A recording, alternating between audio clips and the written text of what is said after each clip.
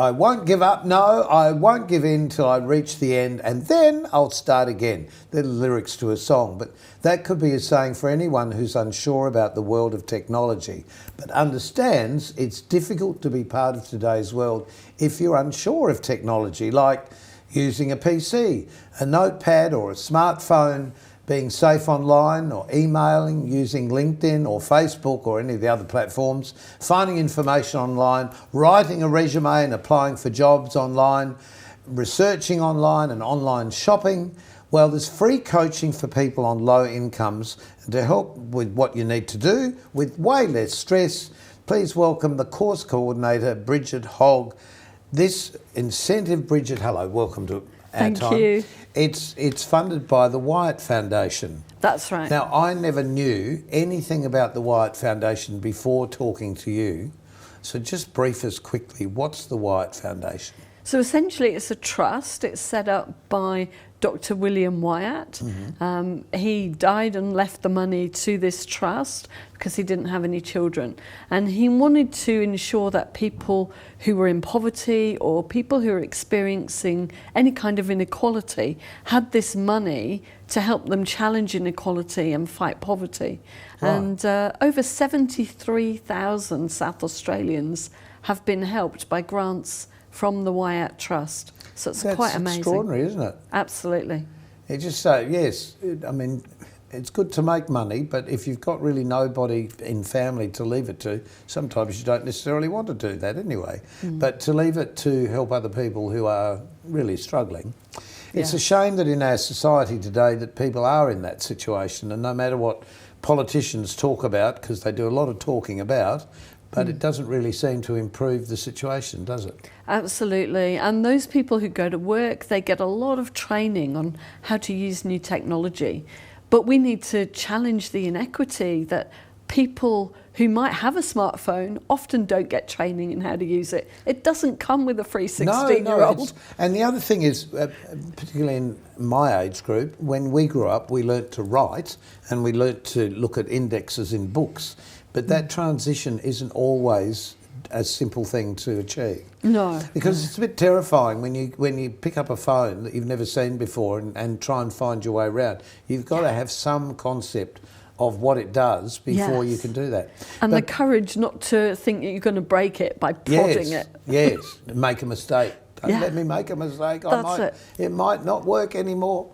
I've heard that very often from older friends. But let's talk about you to start with. Where did you come from? Well, I was born in England and I realised that it's possible to be wrong. 53 million people lived there at the time. It was cold, grey and wet, and I thought, I cannot do this. I've got to get out. You didn't see Neighbours or something and decided this was the lifestyle I wanted? Actually, it happened way before that. I was 9 years old. Oh, okay. I watched television one day and I thought, why are those people so happy? And I realised they didn't have gloves on, they didn't have a coat on, it wasn't raining. Do you know, that's actually very interesting you say that, because I guess we just take for granted we live in this country and we have 4 seasons, and if you're in Adelaide we tend to get sort of 4 complete seasons. If in Melbourne you get 4 in the one day sometimes, but the fact is we have a lovely summer, we have a chilly winter, but it's not that chilly, there's no snow, so we're really lucky. Yeah. So you came to Australia. That's it, came here for the sunshine, and after a couple of years I set up my own business, and we've received some grants, and we're most well known for helping job seekers and people who've been retrenched from their jobs to find work, and this grant just came our way to help people on a low income. So the important thing about this is it's free. Yes. And basically you're looking for people to lock on to this, that you can help them. There's an infinite limit, I imagine, to the number of people you can help. You can't help everybody. That's it. We're looking for about 50 people to help in South Australia, and it's people on a low income and people who want some basic help to do something new online. Could be on their phone, could be on their laptop, an iPad, but there's always something new to learn. Well, that's the truth. Even if you know what you're doing, it's still really difficult sometimes to find your way around. Yeah. I lost some vision because I accidentally put it in the junk box and deleted it from the junk box, and only today I realise you can actually retrieve that if you want to pay for a program to do that. But which program should you use and how much should it really cost? It says free on the internet, you know, but when you actually start using it, it's not free anymore. So there's traps everywhere. There are, and that's one of the things we will be showing people about how to avoid scams online, how to do things safely online, and showing people which websites they can go to for solid, reliable advice and for some extra guidance.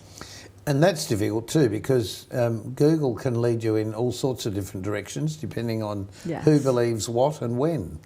That's it. So, okay, so just a scenario. So I'm a low income earner. I'm doing a part-time job, a menial job, but I believe I have the ability to go further. Mm-hmm. Where can I do this? Where can you get some free help from us? Yes, where can I get some free help? So you can ring us and we'll book you into a workshop, or you can book into the workshops yourself. They're on Humanitics at the moment, so they're publicly visible. And we can also help you in a small group scenario as well. So are you going to different suburbs? Are you going to libraries? Are you going to private homes? We're not going to private homes, no. We're working from libraries, community centres and cafes. So established places where people can generally congregate. Absolutely. Okay. So we've got a workshop in Glandore, for example, in August in the south, another one in Mount Barker in August, and possibly one at Playford as well. Right. And then there'll be some Zoom workshops, so wherever you are in South Australia, you can But I don't know how to use Zoom. So we can show you. Ah, well, that's helpful. So I don't have a computer. How can I learn if I don't have a computer? So with these workshops, there will be laptops that you can borrow for the workshop. And obviously you can borrow laptops at libraries as well. Mm-hmm. So we do the mini sessions at libraries. You can borrow the library computer, and then you can come along to a workshop and borrow the library laptop. So what level of understanding do I need to have to start with? Absolutely none. I mean, we can show you how to switch it on, how to start using emails or write a document. We can show you which buttons to press to go back a screen. So whatever basic level. Do I actually need to know how to touch type to be able to attend? No, it's just important to be able to read the keyboard so you can press the keys. But actually, that's the truth, isn't it? It's important to read what's on the screen as well. Well, that helps, yes. Yeah, no, but that was, I think, when I first started learning to use a computer, I couldn't quite get my head around the fact I had to read all this stuff on the screen. Like, why isn't it just doing it? Because everybody thinks it just does it. Do you know what I mean? I do, yes. So you actually have to learn what to read and where to read. That's it, yeah. Yeah, it's a new skill. Yes, very much a new skill, I think. And of course, mobile phones are the great confusion to many people, because you can get it such a simple phone, and now some of the phones are just so complicated that you really do need a pilot's license to get around them. That's it. Where did you learn all this? I think just by pressing buttons and maybe asking other people as well. You know, how do you do that? What have you got there? Well, I think that's the best way to learn, because everyone knows a bit of something you don't. Absolutely. In every case, I think. Absolutely. And being able to lock into a group of people that say, oh, well, you can do this or you can do that, or look at that or look at that, it makes such a difference, because fortunately we haven't lost the ability to humanly communicate. Yes. And having somebody show you or teach you makes such a difference than trying to track it down yourself. Yes, and it's much nicer to have someone show you than it is to have to go to a website to find out, or to Google. Yeah, well, that's the thing. Are we breeding a race of people who really don't want to talk on the phone, for example, would prefer to text everything rather than have a live conversation? Yes. And that's actually a real worry, isn't it? Absolutely. Because you're not sharing the human condition when you're doing that. That's it. And you're also going to wear your thumbs out if you text instead of talk. Is that why I've got arthritis in the thumbs? Oh dear, oh dear, oh dear. Now, we're going to meet in a moment a young lady who's done some of this work with you. That's right. And hopefully that will sort of make a whole lot of sense to people seeing this and help you to understand just what it is that this course can help you with. And we'll be back in a tick with a whole lot more.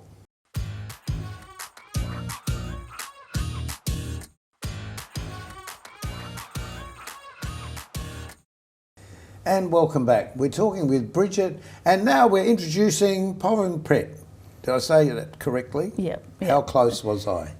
Very close. Very close, but not actually accurate. No, you are. You're accurate, from the Punjab originally. Yeah. I don't need to tell you that, you already know. Yeah. But the reason you're here is because you're at uni doing... What's the course that you're doing? So I'm studying in Bachelor in Community Service. So as per my study requirement, I have to do 400 hours placements, which is related to the community. So luckily, I got chance to do my placements with Bridget. So I quite lucky, and I got opportunity to help community. So yeah. Well, if you're learning to do it, there's one very easy way to make it happen, isn't it? Is to actually be able to do it, connecting with the community. So you're talking to people that are in this sort of lower socio-economical area. What do most people ask you? What are they most interested to find out about? So in community, so our project is basically providing help those are on low income. So we helping them to learn about whatever they want to learn about technology. Like if they want to learn about laptops, so we helping them to how they can use their laptop safely and how they can use their phone. And if they're looking for a job, so we helping them to find out job in their sector. So. Yeah. I suppose an obvious question, which is sort of silly to ask in a way, but if they don't know how to use these things, how do they know what they do need to know? Does that make sense? Yes, and they don't need to know exactly what they want to learn. Right. They can just come along to the workshops, join in, and they'll questions. learn a lot. Yes. Because it's in the demonstration perhaps for others that you start... Oh, I needed to know that. Yes, absolutely. Like, I know it sounds ridiculous to say, how do you use Google? But obviously people who've never used it don't know. Absolutely. Yeah. Some people are at that, how do I switch this on? Yes. So, how do Google. you switch? Or, more to the point, do I have to switch it off at the end? Yes, absolutely. There's another one. So that was one thing What happens to all of the things I've done? Yes. That was one thing that I taught somebody recently. They were like, why does the battery run down overnight? I've switched it off. And I said, show me how you switch it off. And then I showed her the way to actually switch it off so that everything stopped. Were you very tech savvy before you took this placement? Did you understand a lot of the technology? Yeah, like I have laptop and phone as well, so I quite know very well about how to use phone and how to use laptop. So did you learn this back in India or in the Punjab? Yes, because in Punjab, like my mother, my father, everyone has a phone. So yes, funny about that, isn't it? Yes, so it's easy for us to learn, but I think most of people, they have phone and laptop, but they don't know actually how they can use safely. So that's...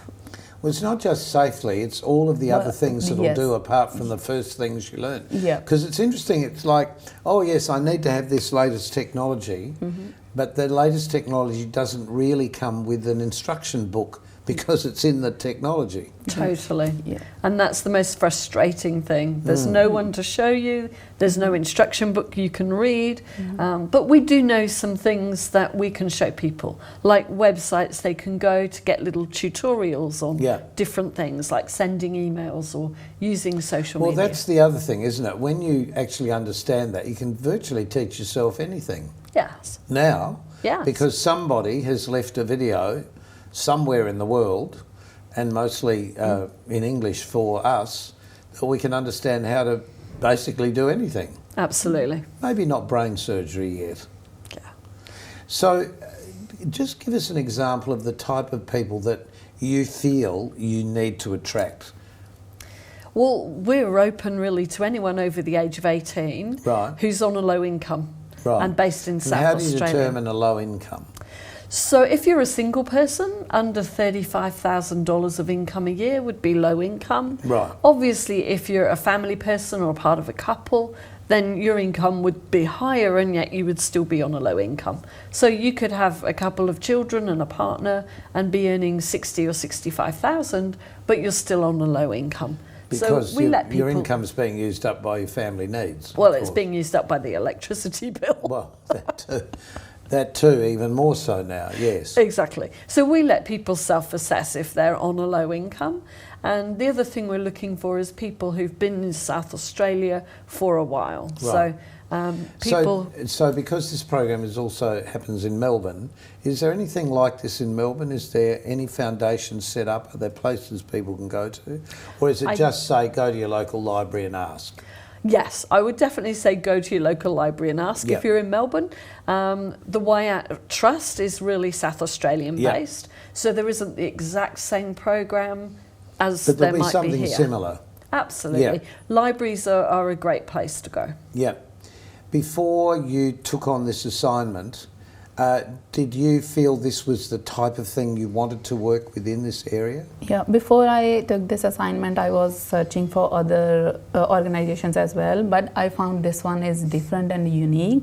So this is giving me an opportunity to actually connect with the people in the community, not just sitting in the office and doing the case studies and all. So it's a great opportunity for me to learn. So more. the mixture of people that are coming that you're hoping to get to come for help.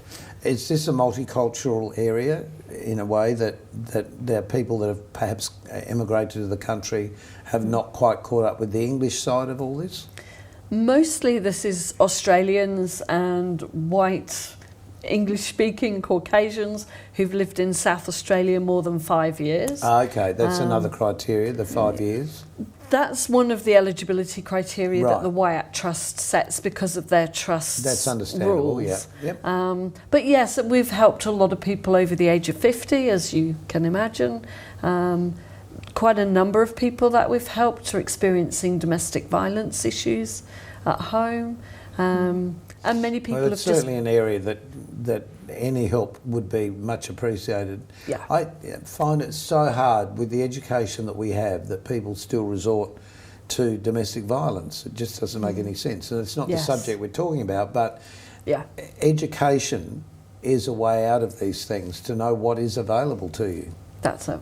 Absolutely. And if you don't really know how to find these things online, where else do you go? Yes. Yeah. Very hard to be believed, I think, under the circumstances. Where do you want to go with your life? You're here for good? Yep. So at the moment I'm doing, as I already told you, my bachelor. So after my bachelor, I'm planning to work in the same field. So do you want to continue with this particular program or whatever exists after this? Because it seems to me that this is a much needed yes. program, Yes. this whole concept. Totally. Because as we said at the beginning, Yep.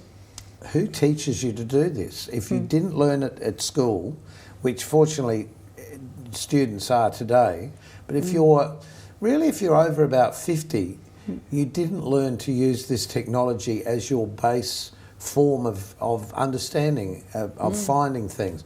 For example, I just had to renew my passport. And I'm not being critical of the passport office here, but I did all the right things online and I got an email back to say whatever I had to do. And when I read it, the language wasn't my language.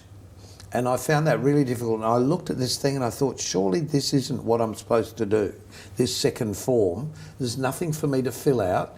All I have to do is sign it. But what do I do with it? It's actually there, but it's not in my form of speech, if you know what I mean. Yeah. So are there any sort of rules that we can go by that we can understand with, I guess, the gobbledygook talk that some of this is? Is there simple things that can help us? Well, certainly you can look up terminology, and there is a website called Be Connected that helps people to understand the basics of going online, and you'll be able to look up terminology there. But when it comes to government speak, well, I don't know, there's a lot that can help you get through the passport office. No, it's not that hard. It's really not that hard when you unscramble it. You think, oh, it was actually that simple. I was looking for something far more complicated. And that's part of it too, because we've gone through a period of quite complicated jargon and stuff, and now language has become more simple. So if you learn sort of the hard way into it, it's hard to get out of thinking, oh, there must be more, there must be more. Yeah. So how do we contact you? Well, the simplest way is probably to phone or text me. So 0403 941 222. Okay. Alternatively, you can email me, or people can book into these workshops directly on the Humanitics booking site. Okay. The thing that we need to stress, this is not a commercial for anything, because this is a free service. Totally. You just have to comply with the regulations involved. Yes. That's it. And that's just eligibility criteria. So there's nothing much to comply with. But it's only in a way for a short time, because it's a funded program. That's it. And it can only accept how many people? 50 people. And yes, the workshops are running basically in August. There may be one still in September, but you want to get in quick to get this free help, because it is a short continue program. to apply for the grant to keep this going after the event? I mean, I asked you before, is there a KPI or key performance indicator after the event, or is there a report you give back to the organisation? We do a report back to the organisation. I'm not aware if there will continue to be this digital literacy So it's grant. really a once in a lifetime opportunity, and don't miss it. Absolutely, it really is. Yeah. And you agree that this is something really worth? Yes, it is. It is really very worthy for the people, those who are on low income and they don't know how to use technology. Yep. I think we've got that. We understand that. And now it's up to you if you need that information. We'll be back in a tick to say goodbye.